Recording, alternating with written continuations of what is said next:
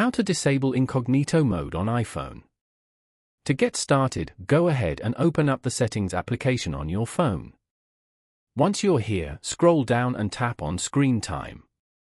Here, you can get insights about your screen time and set limits as needed. Adults can also set parental controls for a child's device. Now, scroll down to the Restrictions section and tap on Content and Privacy Restrictions. Over here, turn on the Content and Privacy Restrictions switch. On this page, you can manage content, apps, and settings. Go to App Store, Media, Web and Games. From here, scroll down and go to Web Content. Select Limit Adult Websites.